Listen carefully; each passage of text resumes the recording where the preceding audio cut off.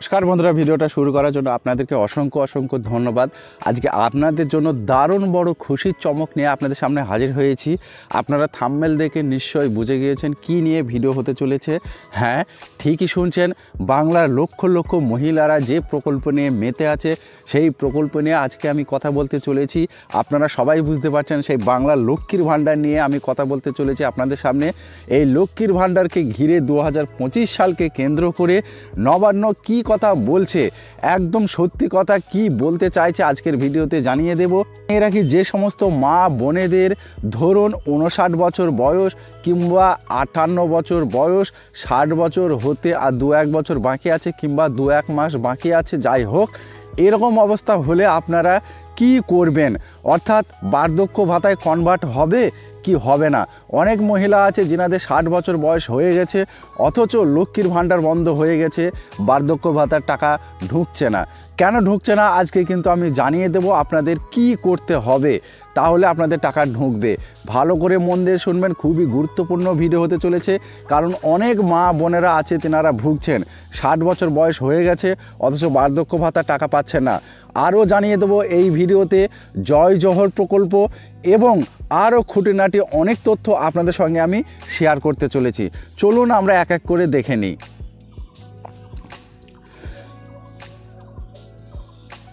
দেখুন, এখানে লেখা আছে লক্ষ্মীর ভাণ্ডার প্রকল্পে আসছে দুর্দান্ত চমক, 2025-এ কি বলছে নবান্ন।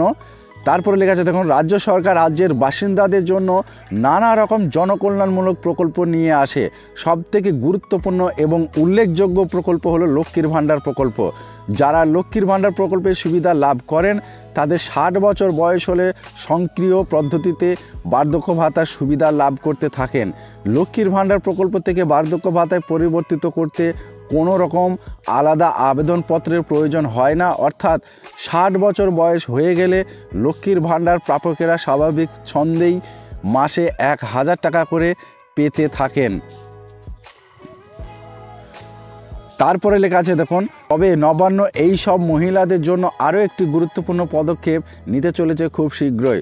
সূত্র মারফত জানা গিয়েছে যে যারা লক্ষ্মীর ভাণ্ডার পেতে পেতে বার্ধক্য ভাতায় আওতায় আসছেন তাদের জন্য আর থাকবে না আয়ের কোনো ঊর্ধ্বসীমা। নবান্নের এই সিদ্ধান্তে উপকৃত হবে রাজ্যের লক্ষাধিক মহিলা। রাজ্যের মানুষেরা বার্ধক্য ভাতা পেয়ে থাকেন রাজ্য সরকারের নারী, শিশু ও সমাজ কল্যাণ দপ্তরের ওল্ড এজ পেনশন প্রকল্পের অধীনে।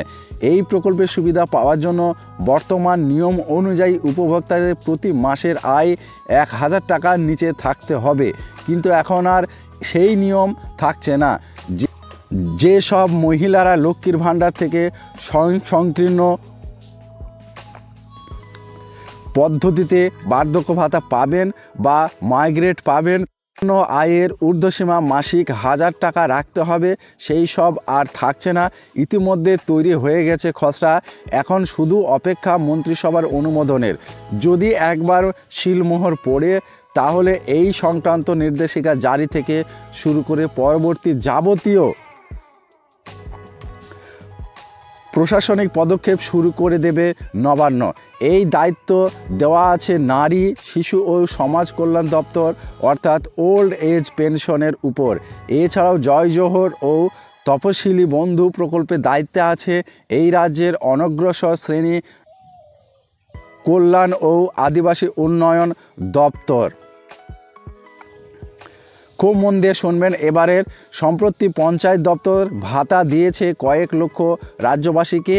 এছাড়া রাজ্য সরকার কৃষি দপ্তর, পুর দপ্তর, তথ্য সংস্কৃতি দপ্তর এবং মৎস্য দপ্তরের মাধ্যমেও বহু মানুষকে বার্ধক্য ভাতা দেওয়া হয়। আমার এই সময়ে বার্ধক্য ভাতা সংক্রান্ত সমস্ত প্রকল্পকে এক জায়গায় করে নাম দেওয়া হলো জয় বাংলা। ওল্ড এজ পেনশনের ক্ষেত্রে 1000 টাকার ঊর্ধ্বসীমার নিয়মটি বজায় রয়েছে এখনও, তবে তপশিলি বন্ধু ও জয় জোহর প্রকল্পের মাধ্যমে বার্ধক্য ভাতা দেওয়ার ক্ষেত্রে উপভোক্তার আয় নিয়ে কোনো নিয়ম নেই। 60 বছর বয়স হয়ে গেলে তারা স্বয়ংক্রিয় পদ্ধতিতে তপশিলি বন্ধু বা জয় জোহর প্রকল্পের অধীনে পাবে বার্ধক্য ভাতা। নারী, শিশু ও সমাজ কল্যাণ দপ্তরের ওল্ড পেনশন প্রকল্পের মাধ্যমে এই সম্প্রদায় লক্ষ্মীর ভাণ্ডার থেকেই সরাসরি পাবে বার্ধক্য ভাতা।